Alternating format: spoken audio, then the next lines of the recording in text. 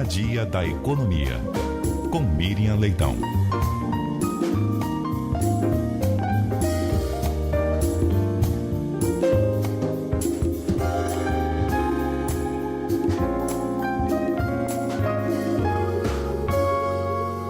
Bom dia, Miriam. Bom dia, Cássia. Bom dia, Nadédia. Bom dia, ouvintes da Rádio CBN. Bom dia, Miriam. Miriam, Donald Trump está completando hoje um ano desde o retorno dele à Casa Branca. E esse segundo mandato é marcado por tantas decisões atropeladas que parece que é bem mais, né, Miriam? Pois é, parece que é bem mais. Você sabe que outro dia eu estava conversando com meus netos. E aí o meu neto do adolescente perguntou, já está acabando? Eu falei, não, está faltando 3 anos. Ele falou assim, não, o mundo vai acabar antes disso. Aí, até os adolescentes estão percebendo que o tempo está passando devagar quando se trata desse assunto. Olha, o que a gente pode fazer de balanço? Na economia foi ruim, mas o pior é o risco institucional que Donald Trump representa. Na economia foi ruim porque ele trouxe uma ferramenta diante da crise de 29, que é os Estados Unidos colocarem altas tarifas. Naquela época deu errado, e deu errado, está dando errado de novo, né? Ele subiu as tarifas contra o mundo inteiro, usou a tarifa como arma. E isso desorganizou a economia, trouxe incerteza. Os países se organizaram de outra forma, fizeram acordos. O Brasil acaba de assinar, o Mercosul e a União Europeia, um acordo para ficar mais robusta a relação comercial de ambas as partes. E, enfim, o mundo está se reorganizando, negociaram, reduziram a tarifa, mas no final das contas, ele continua ameaçando usar essa mesma arma em outras batalhas, como agora na tentativa dele de anexação da Groenlândia.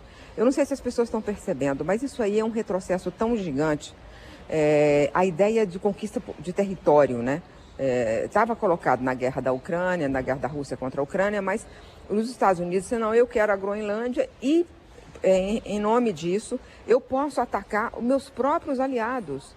Hoje, o Rubens Recupero, o embaixador, excelente embaixador brasileiro, ele disse que não sabe se as pessoas estão se dando conta, que é um retrocesso de 80 anos, que é assim, é o desmonte do mundo como ele foi organizado e pensado após a Segunda Guerra Mundial. Mas isso é uma parte da crise. Tem uma outra parte perigosíssima, que é a destruição de instituições americanas que garantem a democracia. Desde ataque ao FED, ataque ao federalismo americano. O federalismo americano sempre foi muito forte.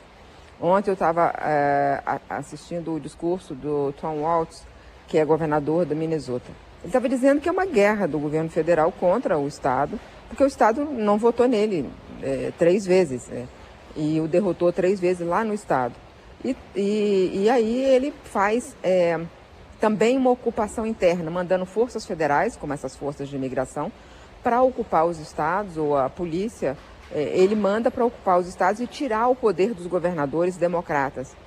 Enfim, são todos os sinais de abalo das instituições americanas no que é mais valioso para eles e para todo mundo.